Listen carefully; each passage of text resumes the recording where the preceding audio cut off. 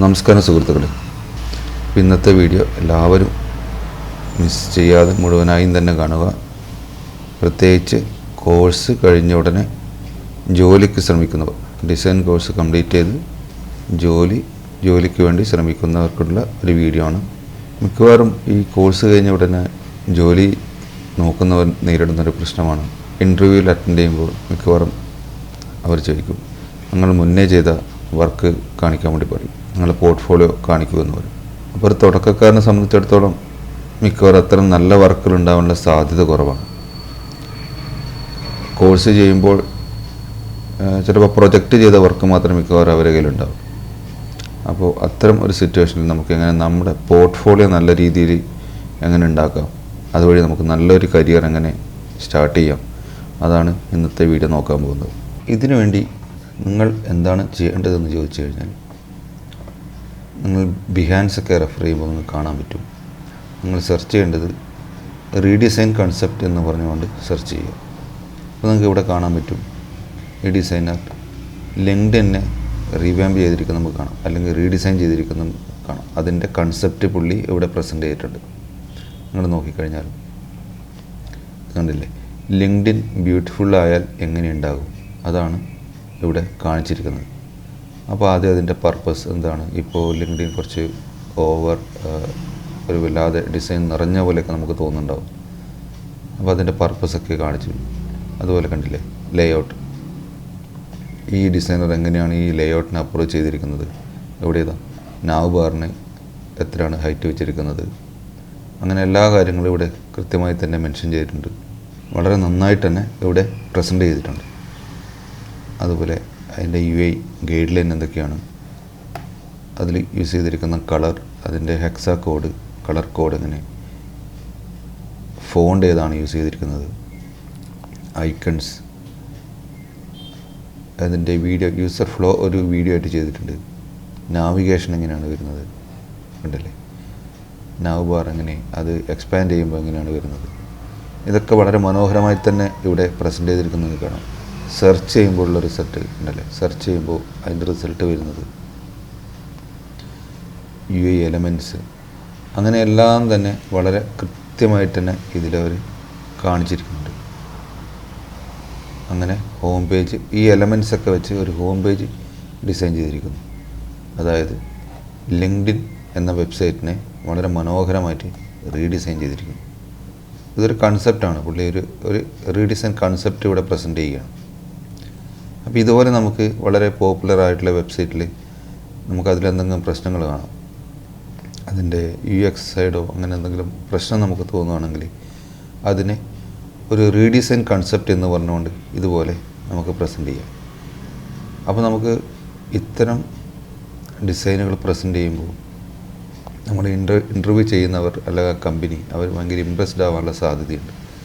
ഇവർ ഈ രീതിയിൽ ചിന്തിക്കുന്ന ആളാണ്, അപ്പോൾ ഇവർക്ക് ഡിസൈനിനെ കുറിച്ച് കുറച്ച് കാര്യങ്ങൾ അറിയാം, അവർ ഒരു റീവാമ്പ് ചെയ്യാനുള്ള സ്കില്ലുണ്ട്, അങ്ങനെ കാര്യങ്ങളൊക്കെ അവർക്ക് മനസ്സിലാവും. പിന്നെ നമ്മുടെ പോർട്ട്ഫോളിയോയിലേക്ക് അത്യാവശ്യം നല്ല വർക്കുകളും ഇതുപോലെ ഡിസൈൻ ചെയ്തുണ്ടാക്കാൻ പറ്റും. ഇതൊരു എക്സാമ്പിൾ. അടുത്തത് നോക്കൂ, ഇതുണ്ടല്ലേ, ഇവിടെ ഈ ഓർഗനൈസ് എന്ന ഒരു ലോഗോ ആൾ ഇപ്പോൾ ഈ ഡിസൈനർ റീഡിസൈൻ ചെയ്തിരിക്കുകയാണ്, കണ്ടോ, റീവാമ്പ് ചെയ്ത്. ഇത് ഒറിജിനൽ ഇവിടെ കൊടുത്തിട്ടുണ്ട്, ഇതാണ് ഒറിജിനൽ ലോഗോ. അതിനെ റീവർക്ക് ചെയ്ത് ഇതുപോലെ വളരെ മിനിമലായിട്ട് ഒരു പുതിയ രീതിയിൽ പ്രസൻറ്റ് ചെയ്തിട്ടുണ്ട്. ഇതിൻ്റെ പ്രസൻറ്റേഷൻ വളരെ ഇമ്പോർട്ടൻ്റ് ആണ്. നിങ്ങൾ കണ്ടില്ലേ എങ്ങനെയാണ് ഇത് പ്രസൻറ്റ് ചെയ്തിരിക്കുന്നത്, കണ്ടില്ലേ ആ ലോഗോ ഫോം ചെയ്തത് എങ്ങനെയാണ്. ഇത് ഒരു മോക്കപ്പൊക്കെ വെച്ച് വളരെ മനോഹരമായി തന്നെ പ്രസൻറ്റ് ചെയ്തിട്ടുണ്ട്, കണ്ടില്ലേ. മൊബൈൽ ആപ്പ് വരുമ്പോൾ എങ്ങനെയാണ്, ആപ്പ് ഐക്കൺ വരുമ്പോൾ എങ്ങനെയാണ്, ഇത് കണ്ടില്ലേ, ഒരു എന്താ പറയുക, ഒരു സ്റ്റേഷനറി ഐറ്റം അത് എങ്ങനെയാണ് പ്രസൻറ്റ് ചെയ്തിരിക്കുന്നത്. ഇതുപോലെ വളരെ മനോഹരമായി തന്നെ നിങ്ങൾ പ്രസൻറ്റ് ചെയ്യാൻ ശ്രമിക്കുക. അപ്പോൾ തീർച്ചയായും നമുക്ക് ഈ നേരത്തെ പറഞ്ഞ ആ ഒരു പ്രശ്നം നമുക്ക് സോൾവ് ചെയ്യാൻ വേണ്ടി പറ്റും. ഇതെൻ്റെ ഒരു സുഹൃത്ത് രാകേഷിൻ്റെ പോർട്ട്ഫോളിയോ ആണ്. വളരെ വർഷങ്ങൾക്ക് മുന്നേ ചെയ്തതാണ്.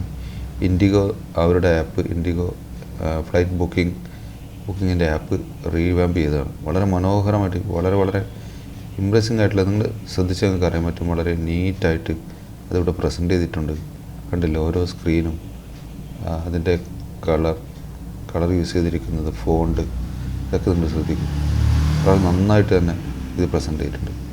ഇനി നമുക്ക് ഇത് ഊബറിൻ്റെ തന്നെ ഒഫീഷ്യലായിട്ടുള്ള ഒരു ഡിസൈനാണ്. ഇത് കണ്ടില്ലേ, ഊബർ അവർ വർഷങ്ങൾക്ക് മുന്നേ അവരുടെ ഊബർ ലോഗോ റീബ്രാൻഡ് ചെയ്തു. ഇതെങ്ങനെയാണ് പ്രസൻറ്റ് ചെയ്തിരിക്കുന്നത് നോക്കൂ. ഓരോ വർഷത്തെയും ലോഗോ ഇവിടെ കാണിച്ചു. 2010 ഇങ്ങനെയായിരുന്നു, 2016 ഇങ്ങനെയായി. അത് പ്രസൻറ്റ് ചെയ്തിരിക്കുന്നത് വളരെ വളരെ മനോഹരമായിട്ടാണ് പ്രസൻറ്റ് ചെയ്തിരിക്കുന്നത്, കണ്ടില്ലേ. അപ്പോൾ ഇതൊക്കെ നമ്മൾ ഫ്രീ ടൈമിൽ നോക്കിക്കഴിഞ്ഞാൽ നമുക്ക് നല്ല ഇൻസ്പയർഡായി ഇതുപോലൊക്കെ ചെയ്യാനുള്ള നമുക്കും നമ്മുടെ വെബ്സൈറ്റ് അല്ലെങ്കിൽ നമ്മുടെ പോർട്ട്ഫോളിയോ ഇതുപോലെ മനോഹരമായിട്ട് നമുക്ക് ചെയ്യാൻ വേണ്ടി പറ്റും. കണ്ടില്ല അവർ ഈ ലെറ്റർ ഇ എങ്ങനെയാണ് കട്ട് ചെയ്തിരിക്കുന്നത്, കണ്ടില്ലേ. ഇതിൻ്റെ കർവ് എങ്ങനെയാണ് യൂസ് ചെയ്തിരിക്കുന്നത്, അതിൻ്റെ എത്ര ആംഗിളിലാണ് അത് കട്ട് ചെയ്തിരിക്കുന്നത്, ഇതൊക്കെ ഇവർ വളരെ മനോഹരമായിട്ട് തന്നെ ഇവിടെ പ്രസൻറ്റ് ചെയ്തിരിക്കുന്നുണ്ട്. അപ്പോൾ ഈ രീതി ഫോളോ ചെയ്തുകൊണ്ട് നമ്മുടെ പോർട്ട്ഫോളിയോ ചെയ്യാൻ വേണ്ടി ശ്രമിക്കുക. അപ്പോൾ നമ്മുടെ ഇൻ്റർവ്യൂവിനൊക്കെ പോകുമ്പോൾ നമുക്ക് തന്നെ നന്നായിട്ടത് പ്രസൻറ്റ് ചെയ്യാൻ പറ്റും. അവരെന്തെങ്കിലും ഇതിനെ ബേസ് ചെയ്തിട്ട് എന്തെങ്കിലും ക്വസ്റ്റ്യൻ ചോദിക്കുകയാണെങ്കിൽ നമുക്ക് തന്നെ കൃത്യമായിട്ട് നമുക്ക് എക്സ്പ്ലെയിൻ ചെയ്യാൻ പറ്റും. പലരും ചെയ്യുന്ന എന്താണെന്ന് വെച്ചാൽ അവരുടെ സുഹൃത്തുക്കൾ വല്ലവരും ചെയ്ത വർക്കൊക്കെ കാണിച്ചിട്ടാണ് മിക്കവാറും ജോലിക്ക് വേണ്ടി ശ്രമിക്കാറ്. പക്ഷെ ഇങ്ങനെ ചെയ്യുകയാണെങ്കിൽ അവർ ഇതിൽ നിന്ന് ഏതെങ്കിലും ഒരു ക്വസ്റ്റ്യൻ ഇതിൻ്റെ ഭാഗത്തു നിന്ന് ചോദിക്കുകയാണെങ്കിൽ അല്ലെങ്കിൽ ഇതിനെ ബേസ് ചെയ്ത് ചോദിക്കുകയാണെങ്കിൽ നമുക്ക് കൃത്യമായിട്ട് ആൻസർ ചെയ്യാൻ വേണ്ടി പറ്റും. പിന്നെ ഞാൻ നേരത്തെ പറഞ്ഞ പോലെ ഇതിൻ്റെ പ്രസൻറ്റേഷൻ വളരെ ഇമ്പോർട്ടൻ്റ് ആണ്. നമ്മളിത് കണ്ടില്ലേ, ഞാനിവിടെ ഈ വർക്കരോ എന്ന ലോഗോ എങ്ങനെയാണ് ഞാനത് ഉണ്ടാക്കിയത്, അത് പല എന്താ പറയുക മോക്കപ്പിൽ പല രീതിയിൽ കാണിക്കുമ്പോൾ എങ്ങനെയാണ് ഉണ്ടാവുക. അപ്പോൾ ഇതിൻ്റെ പ്രസൻറ്റേഷൻ വളരെ ഇമ്പോർട്ടൻ്റ് ആണ്. അപ്പോൾ അവർ ഇംപ്രസ്ഡ് ആവാനുള്ള സാധ്യത കൂടുതലാണ്. കണ്ടില്ലേ, അത് മൊബൈൽ ആപ്പിലേക്ക് വരുമ്പോൾ ആ ലോഗോ ഉപയോഗിച്ച് ഒരു മൊബൈൽ ആപ്പ് ചെയ്തു, അതിൻ്റെ ഡിസൈൻ ഇവിടെ കാണിച്ചിട്ടുണ്ട്. അതുപോലെ ഇത് വേറെ എക്സാമ്പിളാണ്. ഇതിവിടെ ഞാൻ ഡിസൈൻ പ്രിൻസിപ്പിൾ കാണിച്ചിട്ടുണ്ട്. ഇതെൻ്റെ തന്നെ പോർട്ട്ഫോളിയോ ആണ്. ഇതിൽ നിങ്ങൾക്ക് ഇത് കണ്ടില്ലേ, ഈ ഡിസൈനിനെ ഞാൻ എങ്ങനെയാണ് അപ്രോച്ച് ചെയ്തിരിക്കുന്നത്, ഡിസൈൻ പ്രിൻസിപ്പിൾ ആദ്യം കാണിച്ചു. അതുപോലെ ഈ ഡിസൈനിന് ഉപയോഗിക്കുന്ന ടൈപ്പോഗ്രാഫി എന്താണ്, കളർ എന്താണ്, ഐക്കണോഗ്രാഫി എങ്ങനെയാണ് ഞാൻ ഫോളോ ചെയ്യാൻ പോകുന്നത്, അതൊക്കെ കാണിച്ചിട്ട് പിന്നീട് നേരെ ഡിസൈൻ കാണിക്കുകയാണ്. അപ്പോൾ ഈ രീതിയിലൊക്കെ പ്രസൻറ്റ് ചെയ്യുമ്പോൾ അതിന് നമുക്ക് കാണുമ്പോൾ തന്നെ നല്ലൊരു ഇംപ്രസ്ഡ് ആവും നമ്മുടെ ഇൻ്റർവ്യൂ ചെയ്യുന്നവർ. അതുപോലെ എന്താണ് ആ പ്രൊജക്റ്റ് എന്താണ്, ആ പ്രൊജക്റ്റിനെ കുറിച്ചുള്ള കുറച്ച് ചെറിയ എന്തെങ്കിലുമൊക്കെ ഒരു ഡിസ്ക്രിപ്ഷൻ അവിടെ എഴുതി വെക്കുക. കണ്ടില്ലേ, ഇത് വളരെ മുന്നേ ചെയ്തൊരു ലോഗോ ആണ്.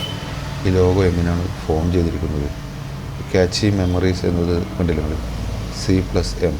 അപ്പോൾ ഇതിൽ C ഉണ്ട്, ആ M അതിനെ ഒരു ഹാർട്ട് സിമ്പിളാക്കി അതെങ്ങനെയാണ് ആ ലോഗോ ഫോം ചെയ്തിരിക്കുന്നത്, ഇതൊക്കെ ഞാനിതിൽ കാണിച്ചിട്ടുണ്ട്. അപ്പോൾ ഇതുപോലെ നിങ്ങളും സ്വന്തമായി തന്നെ ചെയ്യാൻ ശ്രമിക്കുക. മറ്റുള്ളവരുടെ വർക്ക് എടുക്കാതെ നിങ്ങൾ സ്വന്തമായിട്ട് റീഡിസൈൻ കൺസെപ്റ്റ് എന്ന രീതിയിലേക്ക് കൊണ്ടുവന്ന് നല്ല രീതിയിൽ തന്നെ പ്രസൻറ്റ് ചെയ്യാൻ ശ്രമിക്കുക. അപ്പോൾ നമുക്ക് കൃത്യമായി ആൻസർ ചെയ്യാൻ പറ്റും. പലപ്പോഴും കണ്ടിട്ടുള്ളത് ഇൻ്റർവ്യൂ ചെയ്യുന്ന സമയത്ത് അവരുടെ വർക്കിനെ കുറിച്ച് എന്തെങ്കിലും ചോദിച്ചു കഴിഞ്ഞാൽ അവർ കൃത്യമായിട്ട് ആൻസർ ചെയ്യാൻ പറ്റുന്നില്ല. അതിനുള്ള കാരണം ഇതാണ്. അപ്പോൾ നിങ്ങൾ പരമാവധി സ്വന്തം വർക്ക് തന്നെ പോർട്ട്ഫോളിയോയിൽ കാണിക്കുക. അത് ഇതുപോലെ റീഡിസൈൻ കൺസെപ്റ്റ് എന്ന് പറഞ്ഞ് കാണിക്കുക. ഇനി ഇതുപോലത്തെ പലരും ചോദിക്കാറുണ്ട്, ഇതുപോലത്തുള്ള മോക്കപ്പുകൾ എങ്ങനെയാണ് നമുക്ക് കിട്ടുക, ഇതില്ലേ മോക്കപ്പ്, ഇതെങ്ങനെയാണ് നമുക്ക് കിട്ടുക.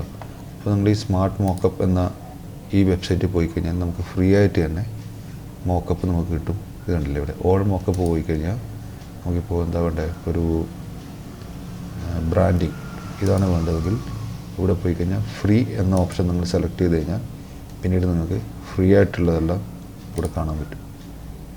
കണ്ടില്ലേ, അപ്പോൾ നമ്മൾ ചെയ്യുന്ന വർക്കുകൾ ഇതിലോട്ട് അപ്ലോഡ് ചെയ്തിട്ട് നമുക്ക് ഒരു റിയൽ ഫീൽ കൊണ്ടുവരാൻ പറ്റും. എങ്ങനെയാണ് നമ്മുടെ ഒരു ബ്രാൻഡ് ഇതുപോലെ എന്താ പറയുക ഒരു ഹോർഡിങ്ങിൽ വരുമ്പോൾ എങ്ങനെ ഉണ്ടാവും, അതുപോലെയൊക്കെ കൊണ്ടുവരാൻ പറ്റും. ഇനി ഇതുപോലുള്ള പലരും ചോദിക്കുന്ന മറ്റൊരു ചോദ്യമാണ്, ഇതുപോലെ എനിക്ക് കണ്ടൻറ്റ് എഴുതി ഉണ്ടാക്കാൻ അറിയില്ല, അതിന് എന്താണ് ചെയ്യുക, ഇംഗ്ലീഷിൽ എനിക്ക് അത്ര നോളജില്ല, ഇതുപോലെ പ്രസൻറ്റ് ചെയ്യുമ്പോൾ കണ്ടൻറ്റ് എങ്ങനെ ഉണ്ടാക്കും. അപ്പോൾ അതിനുള്ള സൊല്യൂഷനാണ് ഇപ്പോൾ എല്ലാവരും അറിയാവുന്നതാണ്, ChatGPT എന്ന വെബ്സൈറ്റ് പോയി കഴിഞ്ഞാൽ നിങ്ങൾക്ക് സുഖമായിട്ട് തന്നെ അവിടുന്ന് ടൈപ്പ് ചെയ്ത് കഴിഞ്ഞാൽ നമുക്ക് കണ്ടൻറ്റ് ഈ ChatGPT നമുക്ക് ജനറേറ്റ് ചെയ്ത് തരും. അപ്പോൾ ഇതും നിങ്ങൾ യൂസ് ചെയ്യുക.